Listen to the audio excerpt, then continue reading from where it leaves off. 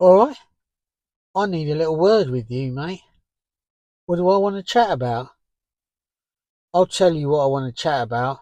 Starting lineup, the players, Ange, the penalty, and what this video's about, Timo Werner or Mikey Moore. So let's get on with it, shall we? I was a bit surprised by the starting lineup.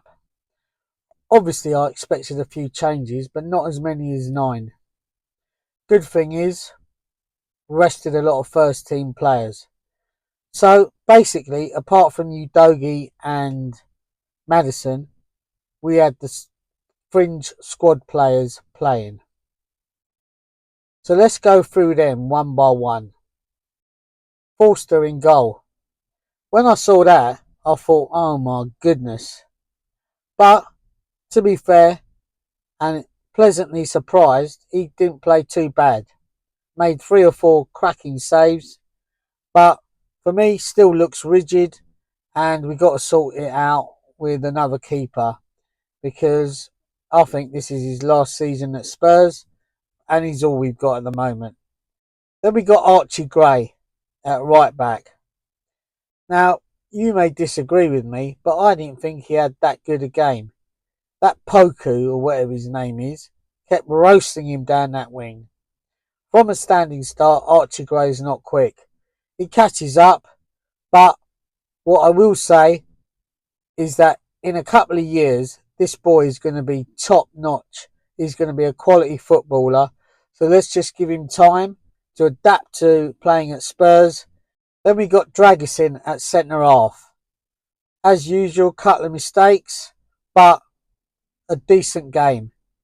Tried to dribble out on one occasion, lost the ball, and they almost scored. That's why he is third choice to Romero and Mickey van der Ven. Then we got Ben Davies. Reliable in the past, but for me, this is his last season at Tottenham. Couple of mistakes at the back on a header where Forster had to make a good save, and again in the middle of the park, lost the ball, 3-on-3. They almost scored if it weren't for Dragusin making a last-ditch brilliant tackle to stop them from scoring. Then we had Udogie as left back.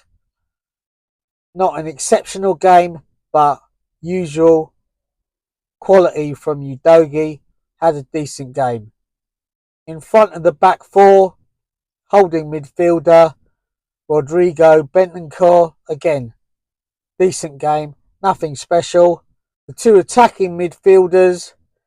First, Bergvall. I thought he grew into the game.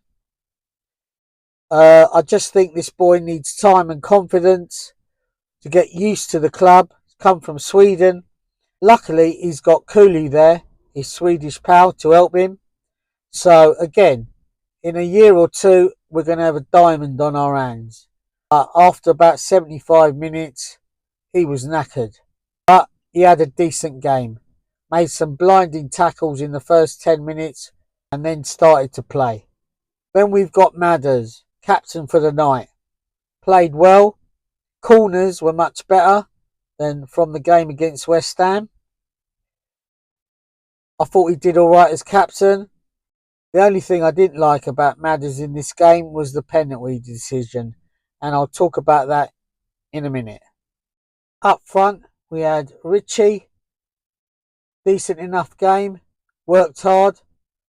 Doing his shithousery as usual. Causing a bit of a nuisance. Considering he's been out injured, had a decent game as well. Then we come on to the topic of this video. Mikey Moore and Timo Werner. Now what does Ange do? Does he keep giving Timo Werner a chance? Because Timo Werner's confidence is not low. It's shot to pieces, mate. And how many chances is Ange going to give him? Because sooner or later, he keeps messing up in front of goal. I mean, there's a lot of the Tottenham fan base already on his case. But if he keeps doing that in front of the crowd, the home crowd, they're going to start getting on his case and they're going to start booing him. So his confidence won't just be rock bottom, it'll be underground, mate, underground. So does Ange drop him? And that means his confidence sinks even lower? Or does he keep playing him, hoping he'll score a goal? But in Ange's football, you need to score goals because Tottenham's way of playing, we dominate for 15-20 minutes and in that time we have to score. And as you've seen, we scored 2, 3, 4 goals. If we don't, then the other team has a chance of getting back into the game. So Werner has to be clinical. And if he's not, he can't be part of the team. I know normally Sonny's there, but Werner is not the replacement.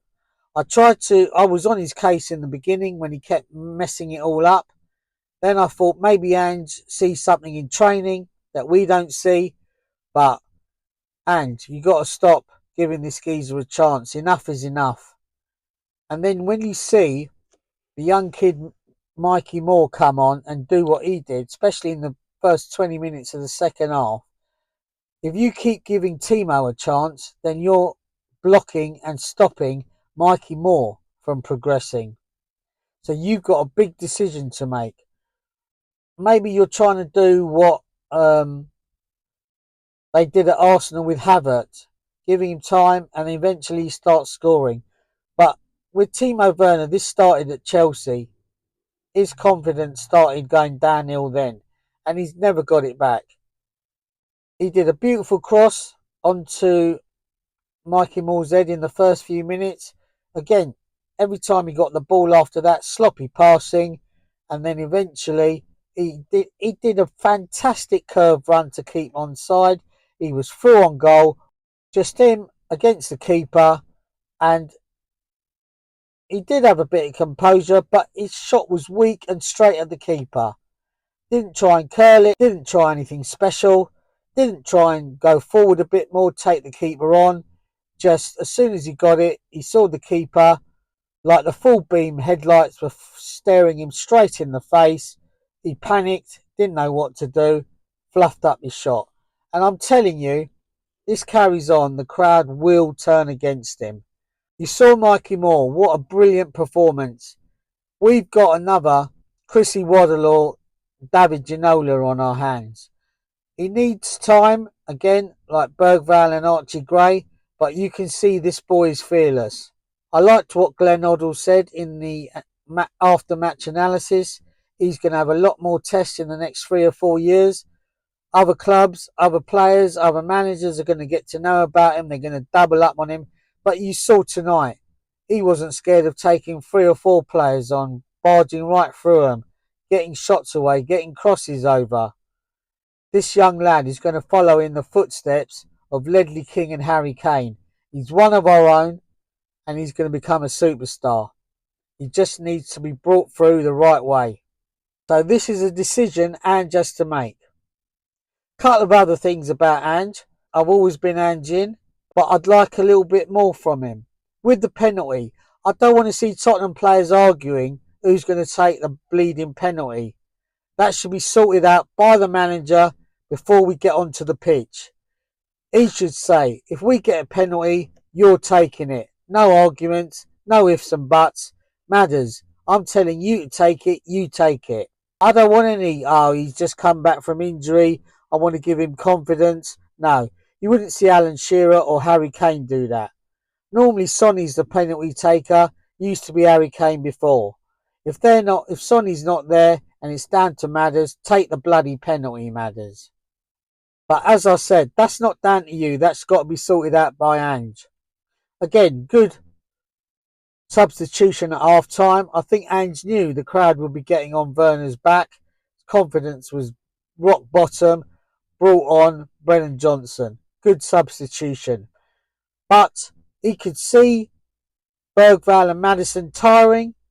Again, I thought about the 75th minute, he needed to take them off. Bring on Papa Matassar. Carlson as well. They were all tiring.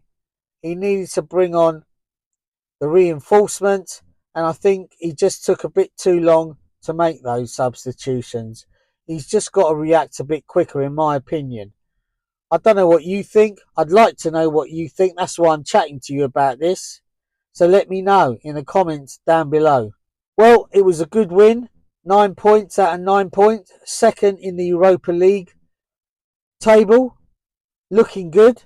The next test is a big test.